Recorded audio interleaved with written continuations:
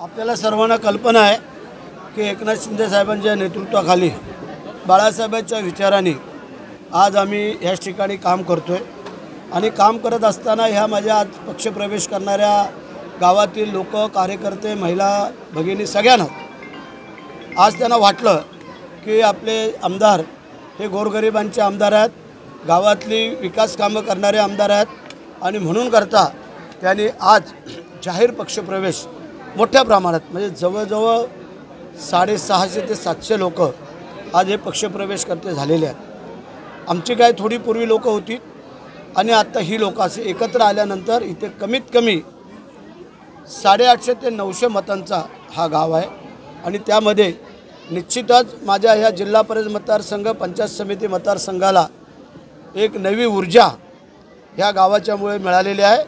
कारण विरोधक निवडणुकीला आमच्या विरोधात उभं राहताना 10 वेळाला विचार करतील ह्या एका गावाच्या पक्षप्रवेशामुळे, म्हणून आज मी त्यांचं अभिनंदन करतो। जिल्ह्याच्या युतीबाबत आपण म्हणाला होता की पालकमंत्री पदासाठी एक हात त्यांनी पुढे केला तर आम्ही युतीबाबत ठरवू, पण तटकरे सध्या नकारात्मक भूमिका त्यांची दिसते। एकंदरीत त्यांचे नकारात्मक असले तर आमचे सकारात्मक काय आहे? आम्ही सोपवलं आमचे मुख्यमंत्री देवेंद्र फडणवीस साहेब, उपमुख्यमंत्री एकनाथ शिंदे साहेब आणि उपमुख्यमंत्री अजितदादा। वस्तूचे वस्तू, दूध का दूध, पाणी का पाणी आपण करून टाकू। जर महायुतीमध्ये आलो तर विरोधकांना इथे काहीच जागा मिळू शकणार नाहीत अशी स्थिती आहे आणि जर त्यांना असं वाटत असेल त्यांच्या मनातलं काय तर त्याला सामोरं जायला आमची तयारी आहे। भाजपचे काही नेत्यांचा तुमच्या पालकमंत्री पदासाठी पाठिंबा आहे, मग घोडं नेमकं अडलंय कुठे? घोडं कुठं अडलंय, काय अडलंय ते आपले मुख्यमंत्री, दोन्ही उपमुख्यमंत्र्यांना एकदा तुम्ही विचारा, म्हणजे तुम्हाला ते सांगतील। 5 तारखेच्या मोर्चामध्ये राज ठाकरे, उद्धव ठाकरे एकत्र येतात, त्याचा एकंदरीत महायुतीला फटका बसू शकतो त्यांची युती झाली तर? आत्तापर्यंत तरी नाही वाटत, कारण एवढी जनता, एवढे लोक, एवढे कार्यकर्ते, एवढे पदाधिकारी आज दोन्ही पक्षामध्ये येऊ घातलेले आहेत, त्यामुळे त्यांना कदाचित एकत्र होणं क्रमप्राप्त वाटत असेल, पण आम्हाला काय अडचण दिसत नाही आहे असं आम्हाला वाटतं। शरद पवार म्हणाले आहेत की जर कोणाला युती करायची असेल ते करू शकतात, एकंदरीत अजित पवार आणि शरद पवार एकत्र येऊ शकतात,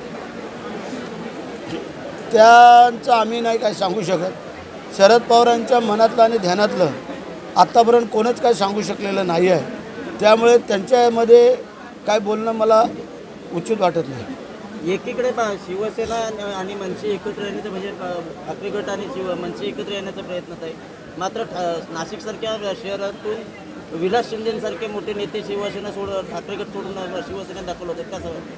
अनेक ठिकाणी मुंबईचे असतील, नाशिकचे असतील, ठाण्याचे असतील किंवा इतर काही महानगरपालिकेतले माजी नगरसेवक हे मोठ्या प्रमाणात आज आमच्याकडं आणि भारतीय जनता पार्टीकडं जात आहेत, हे आपण सगळ्यांनी पाहिलं। मध्ये एक बॅकलॉग भारतीय जनता पार्टीकडे गेला, आता एक बॅकलॉग आमच्याकडे येतोय, त्यामुळे आम्ही त्यांचं स्वागत करतो।